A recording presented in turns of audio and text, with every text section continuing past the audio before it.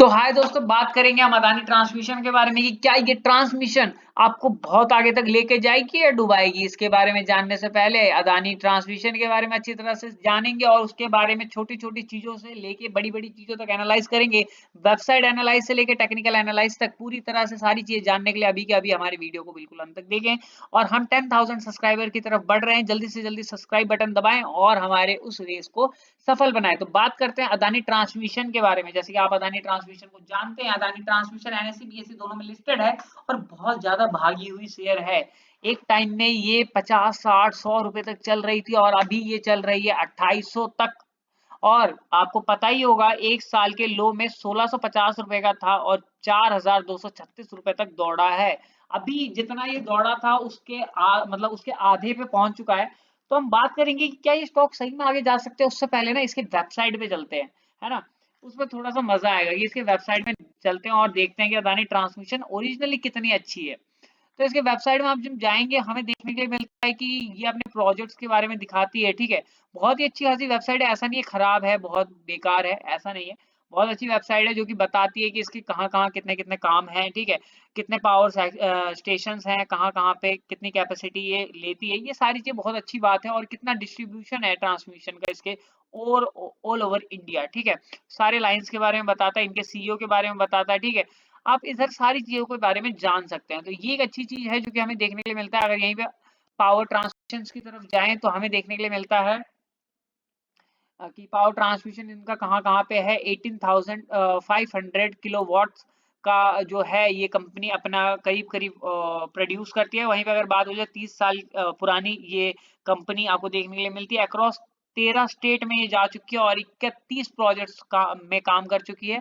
तो बहुत अच्छी बात है। अगर इसमें बात बोल जाए अदानी ट्रांसमिशन और अदानी पावर में आपको डिफरेंस क्या देखने के लिए मिलता है, तो अदानी ये सबसे बेकार और सबसे बुरी चीज ये करी कि इनने अपने ट्रांसमिशन और जितने पावर सेक्टर कंपनीज थे सबको अलग अलग डिस्ट्रीब्यूट कर दिया, जिसकी वजह से हमें इस सेक्टर में काफी ज्यादा प्राइस अप डाउन फ्लक्चुएशंस देखने के लिए मिलती है। अगर यहीं पे बात बोली जाए, अगर ये दोनों कंपनीज मर्ज होती तो शायद ये आज कंपनी प्राइस 4000 से 6000 तक होती। ये चीज इसीलिए देखने के लिए मिलती है क्योंकि कंपनी का सारा टारगेट जो है वो अच्छा खासा रिन्यूएबल एनर्जी के साथ साथ नॉन रिन्यूएबल एनर्जी में भी होता। अब यहीं पे रिन्यूएबल एनर्जी कोई और संभाल रहा है और नॉन रिन्यूएबल एनर्जी कोई और संभाल रहा है, जिसकी वजह से जो प्राइस डिस्ट्रीब्यूशन है वो काफी ज्यादा बेकार और काफी ज्यादा खराब हो जाती है। वहीं पे अगर बात बोली जाए कंपनी में उधारी कितनी है, कैश कितनी है, 11,600 करोड़ की उधारी है और कंपनी में सिर्फ 400 करोड़ के आसपास का कैश है। बुक वैल्यू 91 रुपीज की है, तो ओवर वैल्यूड है। वैल्यूएशन कहीं से भी आपको अच्छी नहीं देखने के लिए नहीं मिलती। 51 रुपए का बुक में लिखा रखा है और बुक अगर करेंटली चल कितने का रहा है, 2700 रुपए का चल रहा है और फेस वैल्यू से 10 रुपए का। तो मेरे हिसाब से मैं इस प्राइस में कभी भी अदानी ट्रांसमिशन में पैसा नहीं लगाता जब तक बड़े बड़े होल्डर्स इसमें नहीं आते। यही मेन चीज है कि बड़े बड़े होल्डर्स इसमें हैं होल्डिंग लेके, जिसकी वजह से कंपनी चल रही है। नहीं तो प्रॉफिट ग्रोथ खत्म है बिल्कुल ही, 200% नेगेटिव चल रहा है। सेल्स ग्रोथ 2% से माइनस में है। वहीं पे आरओई नेगेटिव है और आरओसीई 5.71% का है। अर्निंग पर शेयर देखिए आप, स्टॉक प्राइस चल रहा है करीब करीब 2800 रुपए के आसपास और अर्निंग पर शेयर जो है 8 पैसे का, वो भी नेगेटिव में। प्रमोटर होल्डिंग काफी अच्छी है इसमें 73.87% का। वहीं पे अगर चार्ट की बात बोली जाए तो चार्ट तो दौड़ता हुआ आपको दिख ही रहा है। वहीं पे 3 साल का चार्ट देखा जाए तो बहुत बढ़िया और 5 साल का चार्ट देखा जाए तो 200 रुपए से भागी हुई शेयर आज कहाँ 4000 को छू के 2000 पे फिर से आगे गिरी हुई है। पी चार्ट इतना ज्यादा है कि उसके बारे में डिस्कस ही नहीं करना और PV chart as similar as a company chart हमें देखने के लिए मिलता है। अदानी अदानी जो ट्रांसमिशन है जस्ट अदानी ग्रीन के नीचे ही आता है। सेकंड नंबर और फर्स्ट नंबर यही दोनों होल्ड करते हैं। टॉप 5 में अदानी के 3 कंपनीज आ जाती हैं, Adani green, Adani transmission and Adani power. और वहीं पे अगर बात बोली जाए इस कंपनी के बारे में, तो मेरे हिसाब से आपको इस कंपनी में पैसा लगाना चाहिए बिल्कुल भी नहीं, क्योंकि इस कंपनी से अच्छा आप अदानी पावर से अच्छा टाटा पावर में लगा सकते हैं। क्योंकि ये एक ऐसी कंपनी है जो कि अच्छी तरह से मर्ज्ड कंपनी है, सारी चीजें इसमें चलती है, हमें देखने के लिए मिलती है। पर अगर आपको अदानी पावर में पैसा लगाना है तो आपको अदानी ट्रांसमिशन में भी पैसा लगाना पड़ेगा, अदानी ग्रीन में भी पैसा लगाना पड़ेगा। अदरवाइज आपको बहुत सारी चीजों को मिस आउट करना पड़ेगा, क्योंकि अदानी ग्रीन एनर्जी पे काम करती है, ट्रांसमिशन सेक्टर पे काम करती है, अदानी पावर सेक्टर पे काम करती है, जो कि ये तीनों कंपनीज एज यूजुअल काम करती है, पर ये नॉन रिन्यूएबल पे काम करती है। वहीं पे अगर बात हो जाए टाटा पावर में ट्रांसमिशन भी आते हैं, ग्रीन सेक्टर भी आता है प्लस नॉन ग्रीन सेक्टर भी आता है, जिसकी वजह से आप इसमें पैसा लगा सकते हैं। ये एक चीज आपको इसमें अच्छी देखने के लिए मिलती है। और मैं अगर बात बोलूं टाटा पावर की, तो इसमें आपको फाइनेंशियल सेक्टर बहुत अच्छा देखने के लिए मिलता है। हमने अदानी पावर में पहले डिस्कस करा था, अदानी पावर का जो पूरा का पूरा चार्ट है उसमें आपको नेगेटिव ही नेगेटिव देखने के लिए मिलता है। आज तक कंपनी ने प्रॉफिट ही नहीं कमाया, ये एक महत्वपूर्ण चीज आपको देखने के लिए मिलती है। गवर्नमेंट ग्रांट्स की वजह से कंपनी बची हुई है, नहीं तो इन कंपनियों की हैसियत ही नहीं है बचने की। अगर वहीं पे बात बोली जाए तो आप देख सकते हैं सारे ही रेड कैंडल्स में चल रहे हैं। वहीं पे अदानी पोर्ट्स ही देखने के लिए मिलता है, अदानी पावर भी रेड कैंडल में ही देखने के लिए मिल रहा है। वहीं पे अगर सेल्स की बात बोली जाए गिर रहा है, प्रॉफिट ग्रोथ तो है ही नहीं। वहीं पे आप देख सकते हैं कि 700 करोड़ का कंपनी सेल्स कर रही है और लॉस पे ही कंपनी चल रही है, ठीक है। ROE negative, ROC negative. वहीं पे अगर बात बोली जाए इंटरेस्ट का रेशियो आप देख सकते हैं 0.92। कैश फ्लो बहुत बढ़िया, डेप्ट upon equity 13.81, literally it's a very poor number. आपको इसमें बिल्कुल भी आंख बंद करके क्या आंख खोल के भी नहीं जाना चाहिए, ठीक है।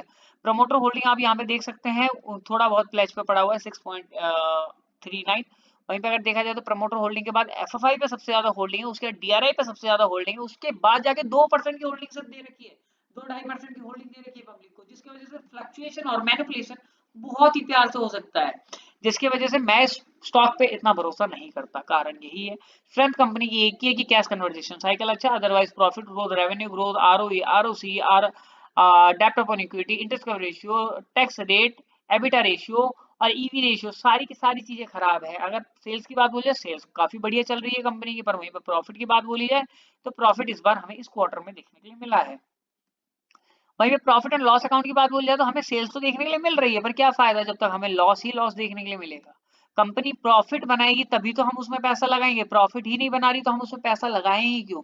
मतलब आप एक ऐसी कंपनी में पैसा लगाओगे जो पहले, मतलब आप एक ऐसे गड्ढे में कूदने वाले हो जिस गड्ढे से आपको बाहर निकलने का रास्ता ही नहीं पता, तो ऐसे गड्ढे में कूदने की जरूरत ही क्या है, आप सुसाइड अटेम्प्ट कर रहे हो, है ना। सीधी सीधी बात है। आप अगर मार्केट ट्रेंड के हिसाब से अगर अदानी ट्रांसमिशन में पैसे लगा रहे हो, तो किसी ने 4,500 में भी लगाया होगा जो वीडियो देख रहा होगा, है ना। अब वो 2,000 में आके क्या करेगा, अब वो एवरेज करने की कोशिश करेगा, तो ये 3,000 जाने तक का वेट करना पड़ेगा, 3 से 3,500। अब 3 से 3,500 जाने का वेट वो तब तक करता रहेगा जब तक गुड न्यूज नहीं आती, और मुझे इसमें कोई गुड न्यूज दिखती नहीं है।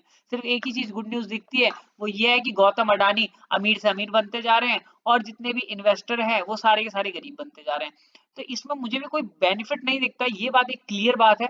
अगर आप लोगों को बेनिफिट दिखता है तो जरूर मुझे कमेंट बॉक्स में बताएं, काफी सारे कमेंट्स आएंगे, बिल्कुल मुझे पता है, ऐसा नहीं है कि नहीं आएंगे, बिल्कुल आएंगे। बहुत सारे लोग बोलेंगे कि सर ये है ये है ये है, पर as simple company retail investor को ऊपर दिखा तो रही है, पर 2% का रिटेल इन्वेस्टर साइज है, और सारा का सारा एफएफआई डीआरआई कमा रही है, आप नहीं कमा रहे। इस बात को आप ध्यान में रखिए। एक बार एफएफआई ने अपनी होल्डिंग छोड़ दी ना, तो दोस्तों एक बात आपको याद रखो, ये जो 2,700 कुछ रुपए का शेयर है जो 4,000 तक गया था ना, 20 रुपए आने में ज्यादा टाइम नहीं लगेगा, ठीक है। अदानी ट्रांसमिशन का अगर मैं आपको चार्ट दिखाऊं ना, तो आप लोग बोलोगे कि सर इट्स मतलब आपने सही चीज बताई। अगर मैं आपको शेयर चार्ट दिखाऊं यहाँ पे, तो आपको यहाँ पे दिखाता हूँ मैक्स, ठीक है। यहाँ देखिए रेंगती हुई कंपनी थी 27-28 रुपए तक, यहाँ पे एफएफआई आई इसमें, ठीक है। उसके बाद कंपनी दौड़ रही है, ठीक है, 2021 से। अगर दोबारा से 2020 के हिसाब से अगर चलती रही रेंगती हुई कंपनी, जिसमें एफएफआई होल्डिंग्स कम से कम थी, अगर होल्डिंग्स यहाँ से एफएफआई अपनी छोड़ दे, तो ये जो आपको 2000% का रिटर्न दिख रहा है ना दोस्तों, ये 2000% का नेगेटिव रिटर्न बन जाएगा, और कहाँ पे आके आप छुओगे आपको पता ही है। इसमें मुझे बताने की जरूरत नहीं है, 5 साल पहले कंपनी 20 रुपए की थी और आज 4,000 तक टच कर चुकी है। तो ये कंपनी में आप पैसा इस बेसिस पर मत लगाओ कि ये विप्रो बनेगी, बिल्कुल ऐसा ये अंदाजा रखना भी मत, क्योंकि विप्रो बनने के लिए विप्रो की तरह प्रॉफिट भी कमाना पड़ता है, और उस तरह का विजन भी रखना पड़ता है जो इस कंपनी में हमें देखने के लिए नहीं मिलता। तो वीडियो में अगर कुछ भी अच्छा लगा तो वीडियो को लाइक करें, चैनल को सब्सक्राइब करें और 10,000 वाली रेस में जुड़ जाएं। Thank you for watching this video till and, मिलते हैं अगली वीडियो में नेक्स्ट टॉपिक के साथ।